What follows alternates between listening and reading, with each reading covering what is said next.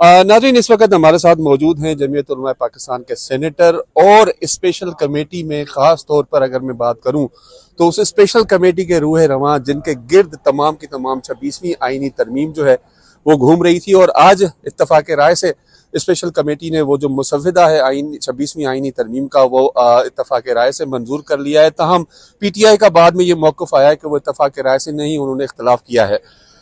इस कमेटी के अंदर खास तौर पर जो अदलिया के इस्लाहात के हवाले से बात हुई है, कामरान मुर्तज़ा साहब सीनियर लॉयर भी हैं, सुप्रीम कोर्ट बार एसोसिएशन के वकील सदर भी रह चुके हैं।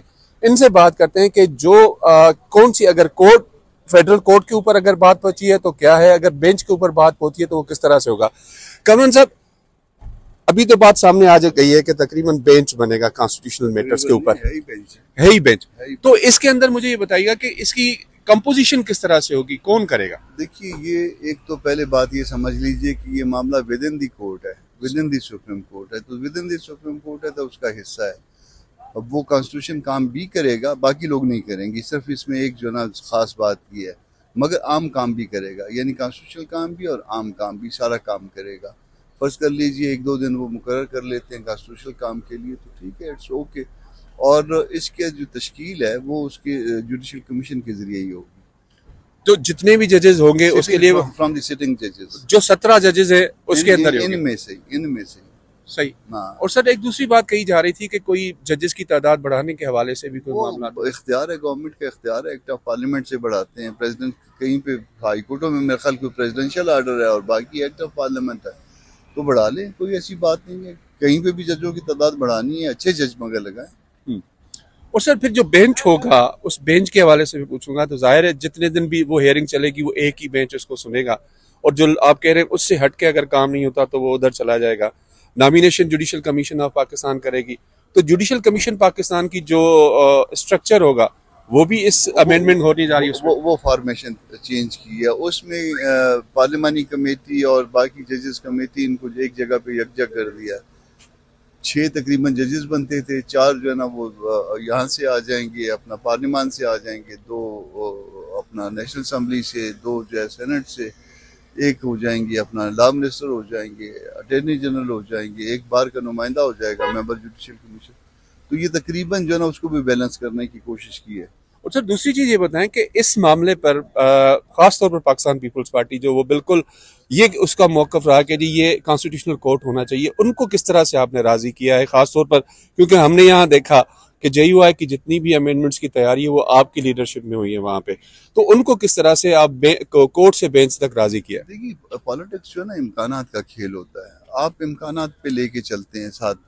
एकदम इतनी बड़ी जो है ना वो जोहरी तब्दीली जो है ना ये मुमकिन नहीं थी, ये हमने उनको समझाया। आप इस वक्त एक तजर्बा करिए और मुझे उम्मीद ये है कि ये कल की जो सुप्रीम कोर्ट होगी वो तेज़ी से काम करेगी। ये 250 केसेस हैं जो ज़्यादा टाइम खाते हैं, तो इसमें अगर वो किताब पढ़ के सुनाने वाला कल्चर ख़त्म किया जाए, आपके कैमरे वाला कल्चर जो है ना उसको रिड्यूस किया जाए, तो मेरा ख्याल है बड़ा आसान हो जाएगा। और तीसरी चीज़ ये सर कि आज आपने देखा सुप्रीम कोर्ट की जानिब से रिजर्व सीट्स वाले मामले पे एक फिर वजाहत आ गई है, आपने देखी होगी। उसको किस नजर से देखते हैं, क्या टाइमली उनकी करना क्या हो सकता है।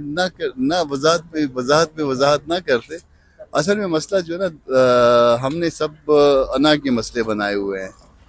शायद एक इम्प्रेशन ये था कि इधर से आज नोटिफाई होंगे इलेक्शन कमीशन ऑफ पाकिस्तान से जो स्पेशल सीट्स हैं, और इसके नतीजे में जो लोग नोटिफाई होंगे वो इमीडिएटली आएंगे, ओथ लेंगे और ओथ लेके वोट करेंगे आज उस पर, और नतीजतन जो ना ये तरमीम मंजूर हो जाएगी। दूसरी तरफ उन्होंने फिर जो ना ये वजाहत जारी कर दी। अच्छा सर, फिर एक और चीज, जाहिर है आप सारे अमल में ये बिल्कुल इन रहे हैं, तो अब ये आईनी तरमीम कौन से दिन पेश की जाने वाली है, कोई हुकूमत की तरफ से कोई डेडलाइन? मेरा ख्याल है जो मैसेजेस चल रहे हैं उसके मुताबिक मैं गलत भी हो सकता हूँ, क्योंकि सोशल मीडिया पे कोई जिम्मेदारी तो नहीं उठाता ना, तो आप तो मतलब ऑथेंटिक बंदे, आप सही बताएंगे। नहीं, उसमें मुमकिन तौर पे जो है वो कैबिनेट का इजलास आ जाए।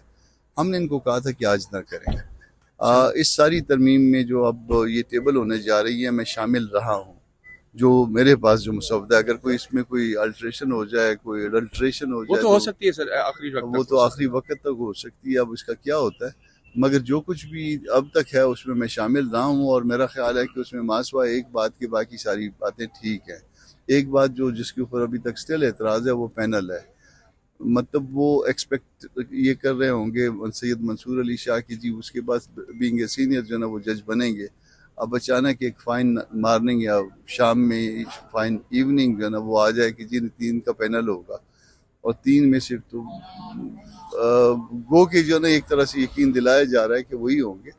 मगर स्टिल जो है ना वो हो जाता तो ज़्यादा अच्छा था। मगर वो हमारे पास हमारे लिए जो है ना वो मौलाना की एक स्पीच का हवाला दे रहे हैं कि आपकी तो अपनी कंटेंशन ये थी कि पैनल होना चाहिए।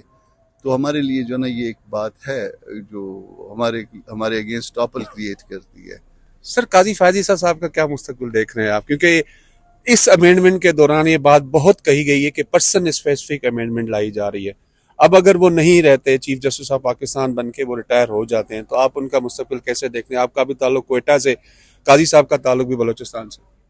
देखिए हम उनके लिए दुआगो हैं। उन्होंने एक अपनी इनिंग खेली, इस पे तारीख ने फैसला करना है उन्होंने अच्छी इनिंग खेली या अच्छी इनिंग नहीं खेली। ये तारीख फैसला करती है हर आदमी के बारे में, भले वो छोटा ओहदा हो या बड़ा ओहदा हो। मगर ये एक जब रिटायरमेंट की एज पे पहुंच जाता है तो आदमी मज़े से उसके बाद जो है ना फैमिली के साथ दिन गुजारे, अपने बच्चों की शादियां देखे, उनके बच्चे देखे, कोई वॉक। मतलब आप वही चाहते हैं जो यूरोप में हमारे रिटायर्ड लोग जो जिंदगी गुजारते हैं वैसी गुजारे? मेरा बड़ा दिल करता है कि मैं अपने बच्चों के बच्चे देखूं। चले sir, thank you very much Kamran साहब, आपने हमें टाइम दिया। नाज़रीन, आपने देखा कि कामरान मुर्तज़ा साहब ने अभी बहुत एक अच्छी बातें वो ये बताई हैं कि आज जो होने जा रहा है वफाकी काबीना का इजलास, उन्होंने हुकूमत को ये मशवरा दिया कि आज ये काबीना का इजलास जो है वो ना बुलाया जाए, क्योंकि इसके अंदर अभी भी चंद एक ऐसे इश्यूज हैं जिनको हल करना जरूरी है। इसके अलावा उन्होंने ये भी हमें आज क्लियर कर दिया कि ये पर्सन स्पेसिफिक जो है वो अमेंडमेंट है वो नहीं है, और जो बेंच और कोर्ट का मामला था वो भी हल हुआ। पीपल्स पार्टी को भी उन्होंने समझाया।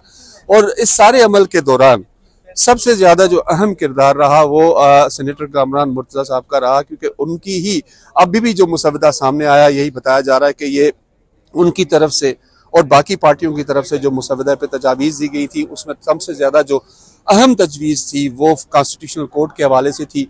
वो कॉन्स्टिट्यूशन कोर्ट जो है वो इनकी तजवीज़ की वजह से, चूंकि अब तजवीज़ उनकी ज़ाती नहीं थी, उनकी पार्टी की तरफ से थी, तो वो तजवीज़ जो है अब वो उनकी मंजूर मान ली गई है।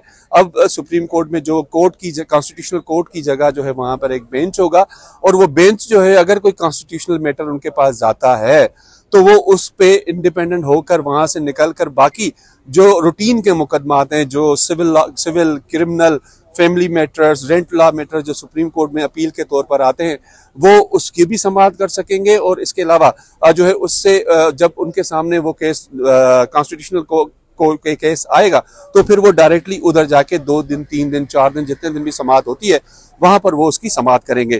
तो इसके अलावा उन्होंने ये भी हमें आज वाजे किया कि खास तौर पर जो कमीशन होगा, जुडिशल कमीशन ऑफ पाकिस्तान, वो किस तरह से करेगा। और उनका ये बताना था कि वो अपने हिसाब से इन तमाम जजेस को अपॉइंट करेगा और वो आके कॉन्स्टिट्यूशनल बेंच में बैठकर कॉन्स्टिट्यूशन मैटर को सॉल्व करेंगे।